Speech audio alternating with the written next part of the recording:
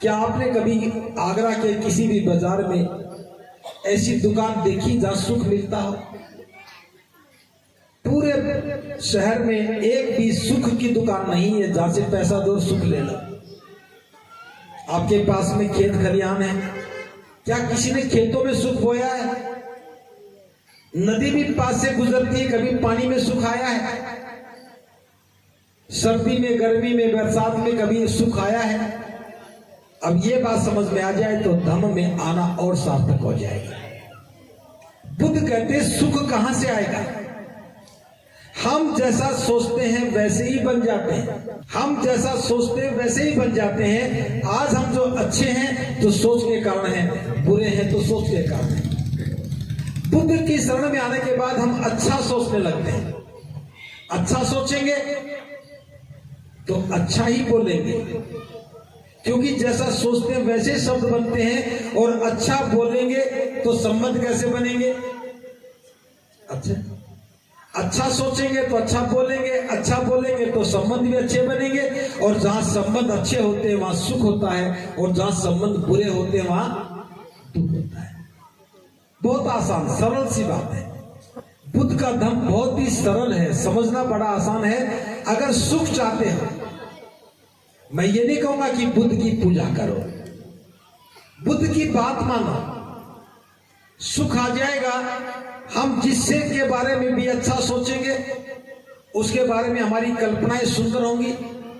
कल्पना सुंदर होगी तो शब्द सुंदर बनेंगे, और शब्द सुंदर बनेंगे तो मधुर आवाज ही निकलेगी। बुद्ध की बात समझ में आई तो सुख आया, तो बुद्ध को धन्यवाद तो दोगे, और बुद्ध को धन्यवाद दोगे तो यही बुद्ध की शरण है। जिससे लिया उसको धन्यवाद दिया, यही तो बुद्ध की शरण है। अब रोज सुबह शाम वंदना करो, घर में झगड़ा करो तो पड़ोसी क्या कहेंगे, कैसे बौद्ध हैं? घर में तो मूर्ति बड़ी सी रखी है, रोज झगड़ते हैं।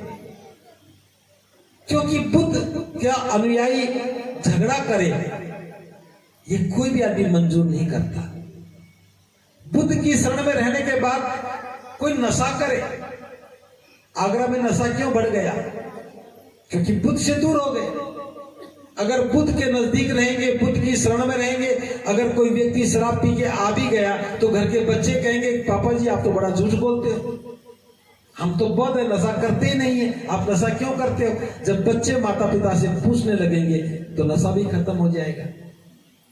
अब तो उन्हें पता है कि कोई पूछने वाला ही नहीं। तो बुद्ध की शरण में आने के बाद मूल्य बन जाते हैं, और जो मूल्य को समझ लेता है उसका जीवन सुखी हो जाता है। यही बुद्ध का धर्म है। अपना जीवन संवारो, अपना जीवन ठीक करो। कोई देगा ये उम्मीद मत करो, जो भी मिलेगा वो आपके प्रयासों से मिलेगा। इसलिए मैंने कहा जो बुद्ध की शरण में आ जाता है उसके बच्चे होशियार हो जाते हैं, उसके बच्चे पढ़ाई में बहुत अच्छे हो जाते हैं, क्योंकि डर खत्म हो जाता है, वो बात को समझ जाते हैं।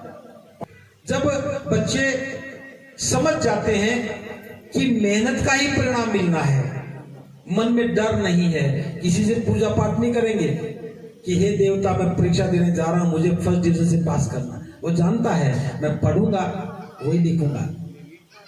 तो बुद्ध की शरण में जो भी आया है उसका परिवार प्रगतिशील बना है, उसके परिवार में बच्चे होशियार बने हैं, उसके परिवार में भी नौकरियां आई हैं, उसके परिवार में धन आया है, और वो धन का सही उपयोग करके जीवन को और सुंदर बनाता है। तो बस मैं भी ये कहूंगा कि जीवन में सुख चाहिए या दुख चाहिए, ये निर्णय आपका है। सुख और दुख की कोई बाहर दुकान नहीं है, हमारे मन में ही है। आपने दुख का दरवाजा खोला तो दुख ही दुख मिलेगा, सुख का दरवाजा खोला तो सुख ही सुख मिलेगा, और उसकी चाबी संबंध है। आपने बुरे संबंध बनाए तो दुख का दरवाजे की चाबी आपके हाथ में आ गई। आपके संबंध अच्छे बन गए तो सुख के दरवाजे की चाबी आपके हाथ में आ गई। जो दरवाजा खुला है, सुख का खुला तो सुख मिलेगा, दुख का खुला तो दुख मिलेगा। इतनी बड़ी स्वतंत्रता, इतनी बड़ी ताकत बुद्ध ने आपको दी है, लेकिन हम चाबी किसी और को दे देते हैं कि तुम मेरे ताले खोलो। कई बार होता ना कि जब उसकी शक्ल देख लेता हूं मुझे बड़ा क्रोध आता है, उसकी शक्ल देखी तो क्रोध आ गया, इसका मतलब तुम्हारे दुख की चाबी उसके पास है। वो दिखा, उसने ताला खोला और आपको दुख ही दुख आ गया। अपने सुख दुख की चाबी किसी को मत दो, चाबी अपने पास रखो। अब अभ्यास जिसका करोगे, मधुर बोलने का अभ्यास करोगे, अच्छे स्वभाव का अभ्यास करोगे, अच्छे व्यवहार का अभ्यास करोगे, तो चाबी हमेशा आपके हाथ में सुख की ही रहेगी।